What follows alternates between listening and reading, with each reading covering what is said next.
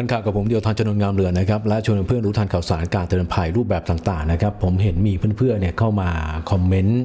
ใต้คลิปหนึ่งนะฮะเป็นประเด็นที่เกี่ยวข้องกับการไปกู้เงินจากแอปสินเชื่อแห่งหนึ่งนะฮะต้องบอกว่าแอปนี้เนี่ยผิดกฎหมายนะครับเขาไม่ได้มีการขออนุญาตที่ถูกต้องตามกฎหมายจดทะเบียนเกี่ยวข้องกับเรื่องของเทคโนโลยีแต่ไปทำงานเกี่ยวกับการเร่งรัดหนี้การปล่อยเงินกู้มีในทุนจีนอยู่เบื้องหลังนะฮะเปิดรับคนไทยให้มาเป็นพนักงานเร่งรัดหนี้ตัวในทุนอยู่ต่างประเทศนะฮะแล้วก็ว่าจ้างคนไทยที่ว่ามีสกิลในเรื่องของ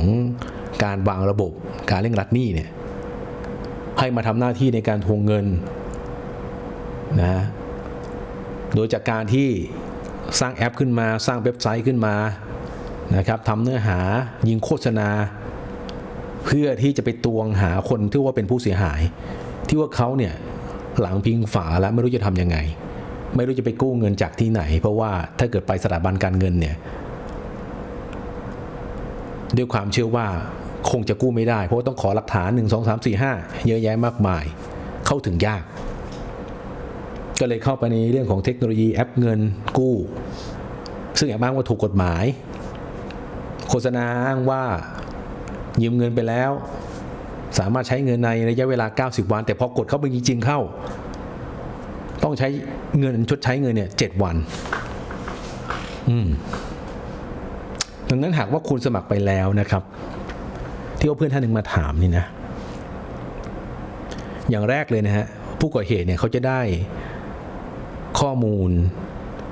หลักฐานต่างๆซึ่งเป็นข้อมูลส่วนตัวของคุณเนี่ยไปด้วย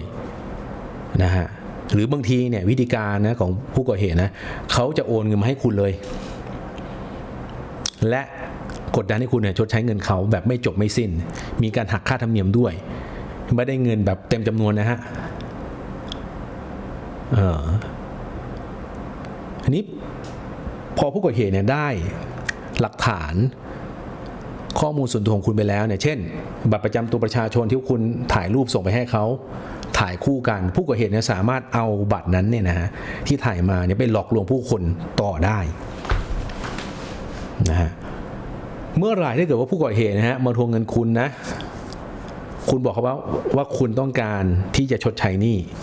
แต่เป็นไปตามกฎหมายกำหนดนะนัดกันเลยนะฮะที่สถานีตำรวจในพื้นที่เมื่อไหร่เขาข่มขู่คุณนะฮะ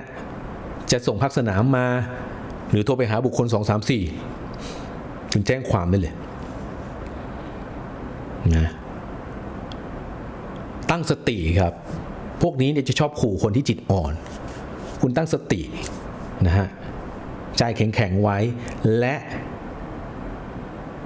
ชวนเขามาที่สภ.ในพื้นที่เพื่อที่จะชดใช้เงินเป็นหนี้ต้องจ่ายนะครับ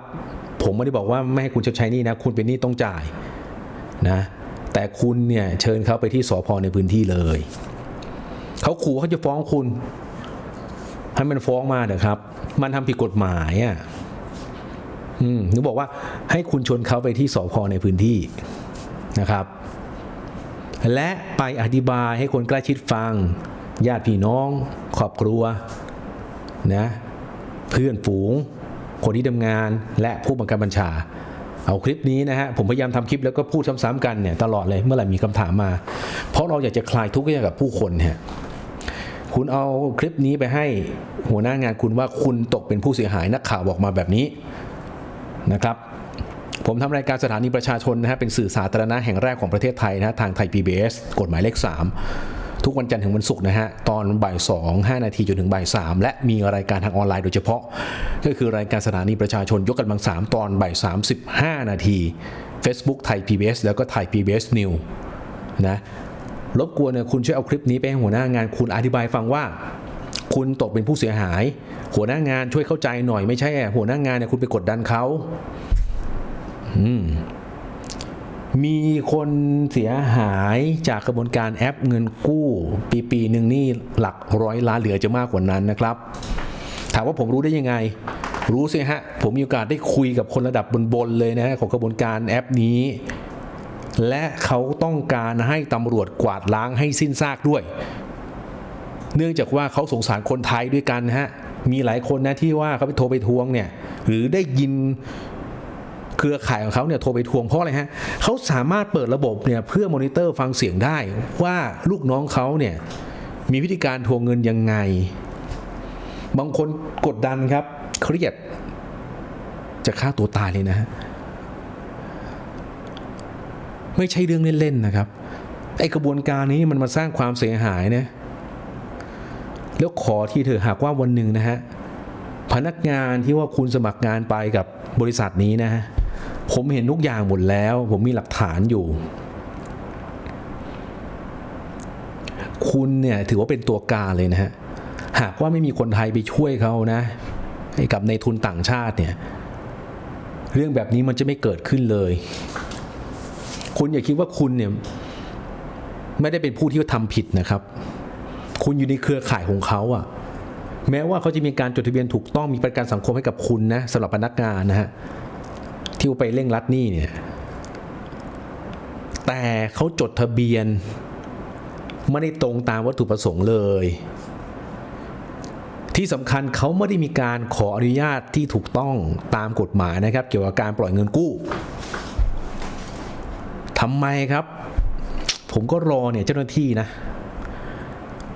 ที่ทราบมาเนี่ย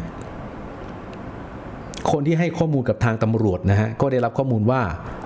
เขาก็ต้องการที่จะจับระดับหัวคนที่ให้ข้อมูลผมมาเขาก็ถามผมว่าทำไมในเมื่อเนี่ยรู้พิกัดอยู่แล้วแต่เราก็เข้าใจฮะเพราะว่ากระบวนการนี้นะมันทำงานแบบกระจายกันแบบดอกเห็ดนะฮะ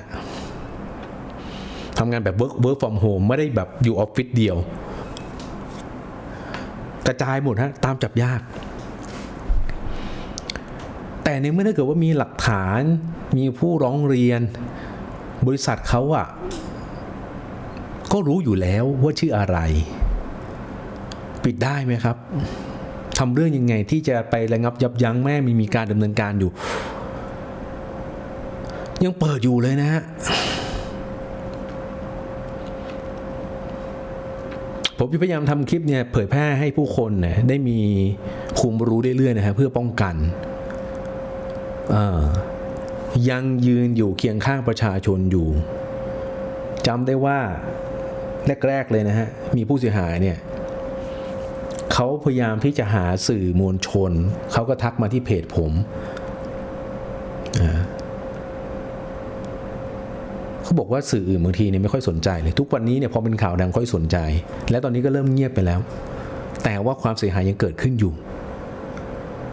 นะเพื่อนๆทุกคนที่ดูคลิปมาก่อนหน้านี้ผมทำลงไปแล้วนะครับวิธีการรับมือย้ำอีกครั้งหนึ่งสรุปเลย1คุณต้องตั้งสติครับหากว่าคุณจะกู้หรือไม่กู้ก็ตามนะกระบวนการแอปเงินกู้ที่ว่าคุณส่งมาเนี่ยตรงนี้ผิดกฎหมายอยู่แล้วนี่2ครับคุณเอาไปอธิบายให้เพื่อนร่วมงานฟังอธิบายให้หัวหน้างานฟังว่าคุณตกเป็นผู้เสียหายอย่างที่3นะฮะคุณไปแจ้งความครับ thaipoliceonline.com เมื่อไหร่คุณถูกข่มขู่เพราะว่าเขาไม่สามารถโทรไปทวงเงินกับบุคคล2 3 4 5 6 7 8 9หรือโทรไปทวงกับหัวหน้างานคุณได้หรือจะส่งหนังสือไปทวงเงินไม่ได้ข่มขู่คุณไม่ได้เอาภาพคุณไปประจานไม่ได้ถือว่าผิดกฎหมายคุณแคปหลักฐานนั้นส่งให้กับทางตำรวจเลยนะครับนี่คือวิธีการรับมือตั้งสตินะใครมีหลักฐานก็รวบรวมกันมานะครับเอามาแลกเปลี่ยนกับผมก็ได้นะเราจะได้มีการเอาไปเตือนภัยผู้คนต่อไปแล้วผมรบกวนหน่อยเถอะนะเมื่อไหร่คุณได้ข้อมูลนี้ฮะช่วยกันแชร์ต่อส่งต่อไม่แชร์ต่อก็ไปบอกบุคคลใกล้ชิดว่ามันมีอย่างนี้เกิดขึ้นมานะอย่าไปกู้นะไม่งั้นแล้วนะงูกินหางนั้นไม่จบไม่สิ้นครับเขาข่มขู่คุณก็กลัวไปหมดเลยเขาจะมาลงพื้นที่หรือเปล่าเพราะหลายคนเนี่ยมาปรึกษาผมเนี่ยกลัวจังเลยเดี๋ยวเขาลงพื้นที่มาหาที่บ้านไม่ต้องกลัวครับมันไม่ไปฮะถึงมันจะไปคุณมีสมาร์ทโฟนอยู่แล้วคุณถ่ายคลิปไปเลยแล้วแจ้งความนะเป็นกำลังใจกับผู้เสียหายทุกคนนะครับแล้วก็เขียนข้อความมาผมจะคอยตอบคำถามเป็นคลิปแล้วกันเผื่อว่าเพื่อนๆที่มีโอกาสเข้ามาจะได้ติดตามแล้วก็รับมือกับกระบวนการเหล่านี้ได้นะครับ